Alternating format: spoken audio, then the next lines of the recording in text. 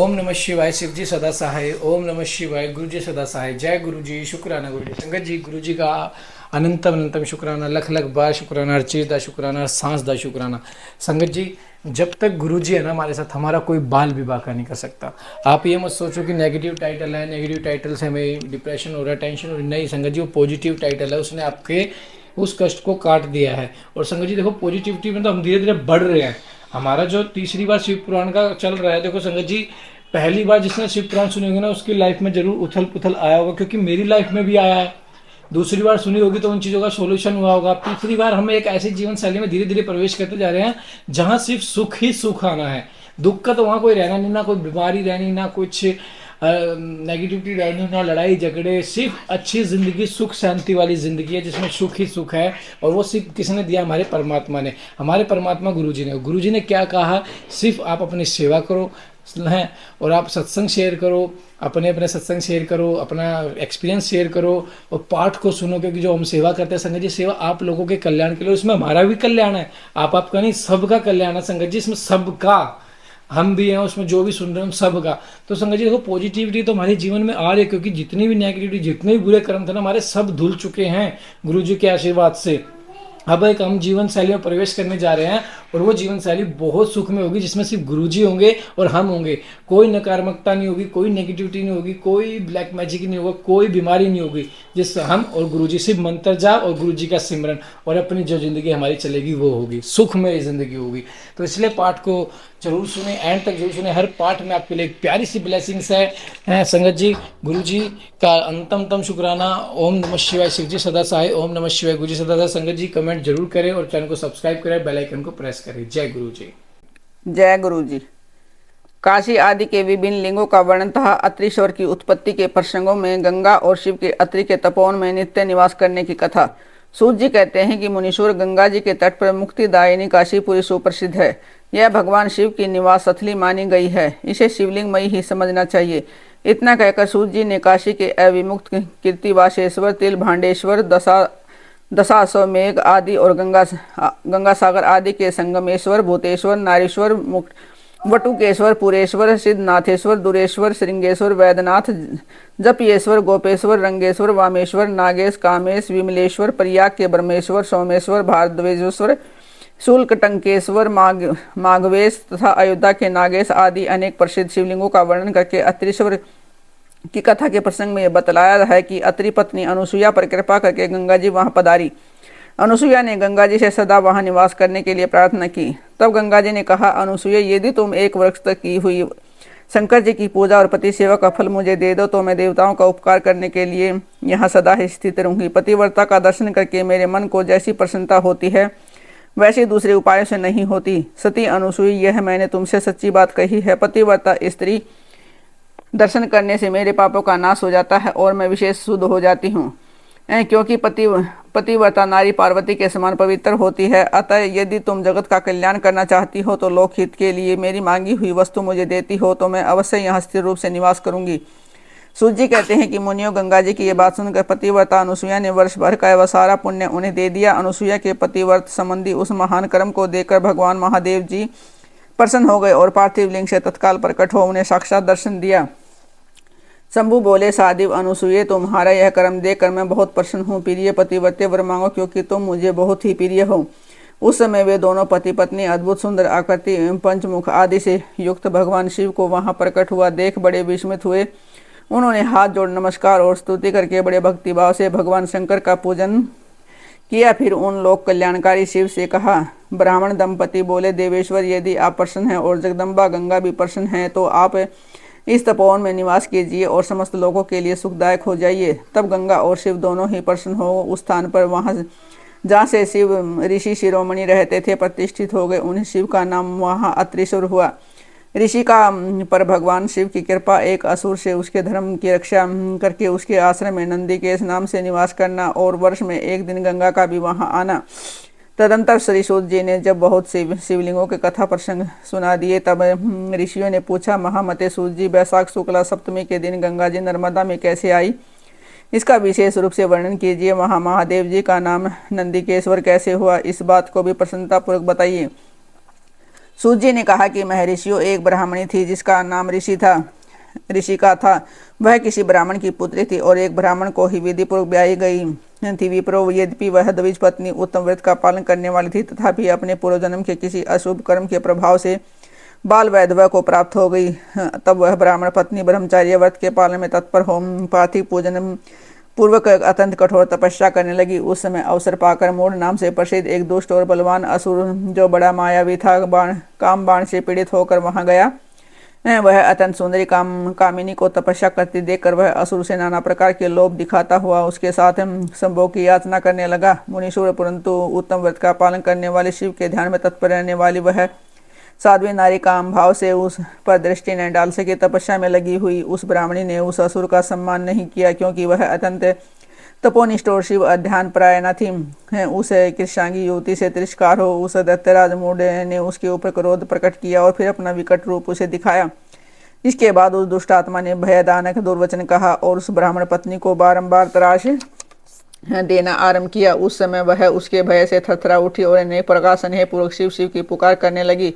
उस तनवंगी द्विज पत्नी ने भगवान शिव का पूर्णतः आश्रय ले रखा था। शिव का नाम जपने वाली वह नारी अत्यंत विहील हो अपने धर्म की रक्षा के लिए भगवान शंभु की ही शरण में गई। तब शरणागत की रक्षा सदाचार की प्रतिष्ठा था। ब्राह्मणी को आनंद प्रदान करने के लिए भगवान शिव वहां प्रकट हो गए। भक्त वत्सल परमेश्वर शंकर ने उस काम विहील दैत्यराज मूढ़ को तत्काल भस्म कर दिया और ब्राह्मण की और कृपा दृष्टि से देखकर भक्त की रक्षा के लिए दत्तचित हो कहा, वर मांगो। महेश्वर का यह वचन सुनकर वह साध्वी ब्राह्मण पत्नी ने उनके उसे आनंदजनक मंगलमय स्वरूप का दर्शन किया। फिर सबको सुख देने वाले परमेश्वर शंभु को प्रणाम करके शुद्ध अंतःकरण कर वो साध्वी ने हाथ जोड़कर मस्तक झुकाकर उनसे स्तुति की।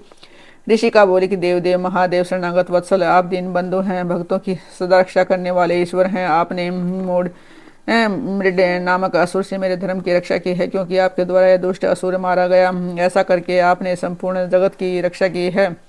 अब आप मुझे अपने चरणों की परम उत्तम एवं अनन्य भक्ति प्रदान कीजिए। नाथ, यही मेरे लिए वर है, इससे अधिक और क्या हो सकता है। प्रभु महेश्वर, मेरी दूसरी प्रार्थना भी सुनिए। आप लोगों के उपकार के लिए यहाँ सदा स्थित रहिए। महादेव जी ने कहा कि ऋषि के तुम सदाचारिणी विशेषतः मुझ में भक्ति रखने वाली हो। तुमने मुझसे जो जो वर मांगे हैं वह सब मैंने तुम्हें दे दिए हैं। ब्राह्मणों, इसी बीच में श्री विष्णु और ब्रह्मा आदि देवता वहां भगवान शिव का आविर्भाव हुआ। जान हर्ष से भरे हुए आए और अत्यंत प्रेम पूर्वक शिव को प्रणाम करके उन सब ने उनका भली भांति पूजन किया। फिर शुद्ध हृदय से हाथ जोड़कर मस्तक झुकाकर उनकी स्तुति की। इसी समय साध्वी देव नदी गंगा उस ऋषिका से उसके भाग्य की सराहना करती हुई प्रसन्नचित हो बोली। गंगा ने कहा कि ऋषि के वैशाख मास में एक दिन यहाँ रहने के लिए मुझे भी तुम्हें वचन देना चाहिए। उस दिन मैं भी इस तीर्थ में निवास करना चाहती हूँ। सूर्य जी कहते हैं कि मैं ऋषियों गंगा जी की यह बात सुनकर उत्तम व्रत का पालन करने वाली सती साध्वी ऋषिका ने लोकहित के लिए प्रसन्नतापूर्वक कहा, बहुत अच्छा, ऐसा ही होगा। भगवान शिव ऋषिका को आनंद प्रदान करने के लिए अत्यंत प्रसन्न हो उस पार्थिव लिंग में अपने पुराण से विलीन हो गई। यह देख सब देवता आनंदित हो शिव तथा ऋषिका की प्रशंसा करने लगे और अपने अपने धाम को चले गए। उस दिन से नर्मदा का यह तीर्थ ऐसा उत्तम और पावन हो गया तथा संपूर्ण पापों का नाश करने वाले शिव महानंदी के नाम से विख्यात हुए। गंगा भी प्रतिवर्ष वैशाख माह के तप सप्तमी के दिन शुभ की इच्छा से अपने इस पाप को धोने के लिए वहां जाती है, जो मनुष्यों से वे ग्रहण किया करती है। प्रथम ज्योतिर्लिंग सोमनाथ के प्रादुर्भाव की कथा तथा उसकी महिमा, तदंतर कपिला नगरी के कालेश्वर, रामेश्वर आदि की महिमा बताते हुए सूर्य जी ने समुद्र के तट पर स्थित गोकर्ण क्षेत्र के शिवलिंगों की महिमा का वर्णन किया। फिर महाबल नामक शिवलिंग का अद्भुत महात्म्य सुनकर अन्य बहुत से शिवलिंगों की विचित्र महात्म्य कथा का वर्णन करने के पश्चात ऋषियों के पूजने पर वे ज्योतिर्लिंगों का वर्णन करने लगे। सूर्य जी बोले, ब्राह्मणों, मैंने सतगुरु से जो कुछ भी सुना है ज्योतिर्लिंगों का महात्म्य तथा उसके पाकट्य का प्रसंग अपनी बुद्धि के अनुसार संस्कृत से ही सुनाऊंगा। तुम सब लोग सुनो। मुने, ज्योतिर्लिंगों में सबसे पहले सोमनाथ का नाम आता है, अतः पहले उन्हीं के महात्मा को सावधान होकर सुनो। मुनीश्वर महान मनाम प्रजापति दक्ष ने अपनी अश्विनी आदि 27 कन्याओं का विवाह चंद्रमा के साथ किया था। चंद्रमा को स्वामी के रूप में पाकर वे दक्ष कन्याएं विशेष शोभा पाने लगी तथा चंद्रमा भी उन्हें पत्नी के रूप में पाकर निरंतर सुशोभित होने लगे। उन सब पत्नियों में जो भी रोहिणी नाम की पत्नी थी, एकमात्र वही चंद्रमा को जितनी प्रिय थी उतनी दूसरी कोई पत्नी कदापि प्रिय नहीं है। इससे दूसरी स्त्रियों को बड़ा दुख हुआ। वे सब अपने पिता के शरण में गई। वहां जाकर उन्होंने जो भी दुख था उसे पिता को निवेदन किया। देवी जो यह सब सुनकर दक्ष भी दुखी हो गए और चंद्रमा के पास आकर शांतिपूर्वक बोले। दक्ष ने कहा, कलानिधि, तुम निर्मल कुल में उत्पन्न हुए हो। तुम्हारे आश्रय में रहने वाली जितनी स्त्रियां हैं उन सब के प्रति तुम्हारे मन में न्यूनाधिक भाव क्यों है? तुम किसी को अधिक और किसी को कम प्यार क्यों करते हो? अब तक जो किया है सो किया, अब आगे फिर कभी ऐसा विषमता पूर्ण बर्ताव तुम्हें नहीं करना चाहिए, क्योंकि उसे नरक देने वाला बताया गया। सूर्य जी कहते हैं कि महर्षियों, अपने दामाद चंद्रमा से स्वयं ऐसी प्रार्थना करके प्रजापति दक्ष घर को चले गए। उन्हें पूर्ण निश्चय हो गया था कि अब फिर आगे ऐसा नहीं होगा, पर चंद्रमा ने प्रबल भावी से विवशों को उनकी बात नहीं मानी। वे रोहिणी में इतने आसक्त हो गए थे कि दूसरी किसी पत्नी का कभी आदर नहीं करते थे। इस बात को सुनकर दक्ष दुखी हो गए। फिर स्वयं आकर चंद्रमा को उत्तम नीति से समझाता न्यायोचित प्रताप के लिए प्रार्थना करने लगे। दक्ष बोले, चंद्रमा सुनो, मैं पहले अनेक बार तुमसे प्रार्थना कर चुका हूँ, फिर भी तुमने मेरी बात नहीं मानी है, इसलिए आज शाप देता हूँ कि तुम्हें अक्षय का रोग हो जाए। सूर्य जी कहते हैं कि दक्ष के इतना कहते ही क्षण भर में चंद्रमा अक्षय रोग से ग्रसित हो गए। उनके दक्षिण होते ही उस समय तब और महान हाहाकार मच गया। तब देवता और ऋषि कहने लगे कि हाय हाय, अब क्या करना चाहिए? चंद्रमा कैसे ठीक होंगे? मुने इस प्रकार दुख में पड़कर वे सब लोग विहील हो गए।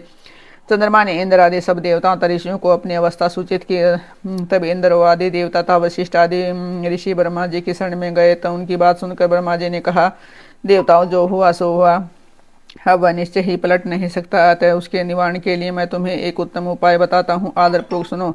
चंद्रमा देवताओं के साथ प्रभास नामक शुभ क्षेत्र में जाएं और वहां मृत्युंजय मंत्र का विधि पूर्वक अनुष्ठान करते हुए भगवान शिव की आराधना करें। वह अपने सारे शिवलिंग की स्थापना करके वहां चंद्रदेव नित्य तपस्या करें, इससे प्रसन्न होगा। शिव उन्हें अक्षय रहित कर देंगे। तब देवताओं तथा ऋषियों के कहने से ब्रह्मा जी की आज्ञा के अनुसार चंद्रमा ने वहां 6 महीने तक निरंतर तपस्या की। मृत्युंजय मंत्र से भगवान वृषध्वज का पूजन किया। 10 करोड़ मंत्र का जप और मृत्युंजय का ध्यान करते हुए चंद्रमा वहां स्थिरचित होकर लगातार खड़े रहे। उन्हें तपस्या करते देख भक्त वत्सल भगवान शंकर प्रसन्न हो उनके सामने प्रकट हो गए और अपने भक्त चंद्रमा से बोले। शंकर जी ने कहा कि चंद्रदेव, तुम्हारा कल्याण हो, तुम्हारे मन में जो अभीष्ट हो वह वर मांगो, मैं प्रसन्न हूँ तो मैं संपूर्ण उत्तम वर प्रदान करूंगा।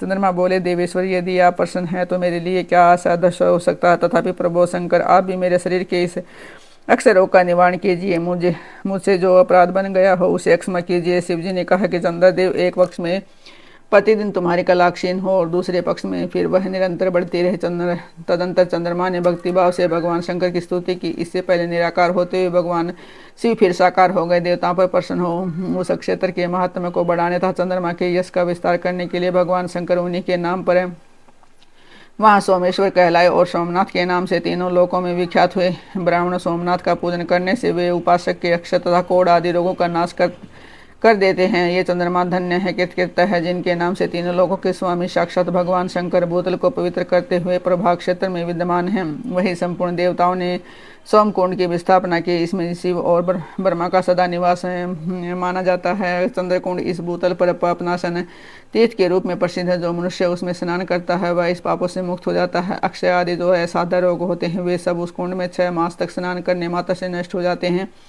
मनुष्य जिस फल के उद्देश्य से उस उत्तम तीर्थ का सेवन करता है उस फल को सर्वदा प्राप्त कर लेता है, इसमें संशय नहीं है। चंद्रमा निरोग होकर अपना पुराना कार्य संभालने लगे। इस प्रकार मैंने सोमनाथ की उत्पत्ति का सारा प्रसंग सुना दिया। मुनीश्वर, इस तरह सोमेश्वर लिंग का प्रादुर्भाव हुआ। जो मनुष्य सोमनाथ के प्रादुर्भाव की इस कथा को सुनता अथवा दूसरों को सुनाता है वह संपूर्ण अभीष्ट को पाता था, सब पापों से मुक्त हो जाता है।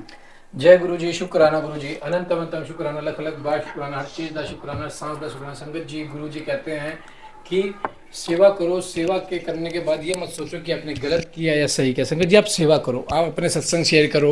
संगत जी, आप अपनी गुरबानियाँ शेयर करो, जो भी आपको शेयर करना आप करो, हम आपकी मदद करेंगे लोगों तक पहुँचाने में। क्योंकि संगत जी देखो, ब्लेसिंग्स होती है और ये सेवा होती है, और ये सेवा जो करता है ना संगत जी, वो बहुत ब्लेस होती है, वो बहुत अच्छी होती है। क्योंकि सेवा बहुत किस्मत से मिलती है, ऐसे ही नहीं मिलती। और संगत जी, हमेशा पॉजिटिव रहो, पॉजिटिव सोचो, जैसा सोचोगे वैसा पाओगे। नेगेटिव टाइटल को ये मत सोचो कि वो नेगेटिव है, वो पॉजिटिव है जो आपके जीवन में बदलाव लेके आएगा, बहुत बड़ा बदलाव लेके आएगा। तो संगत जी, पार्ट को एंड तक जरूर सुनो। हर पार्ट में गुरु जी की ब्लेसिंग्स है, जैसे कि मैं हर बार बताता हूँ। और लेकिन संगत जी फिर संगत जी इग्नोर करते हैं, हर संगत इग्नोर करते हैं। संगत जी, गुरु जी कहते हैं कि हर पार्ट में ब्लेसिंग है, आप सुनो तो सही। आपके क्या पता कितने कष्ट काट दूंगा मैं सुनते सुनते ही। तो संगत जी, दूसरा संगत जी, गुरु जी ये भी कहते हैं कि हर पार्ट में अपनी हाजिरी लगाओ। जय गुरु जी, शुक्राना गुरु जी। कमेंट करके लाइक करो, सब्सक्राइब करो, शेयर करो। जय गुरु जी, शुक्राना गुरु जी।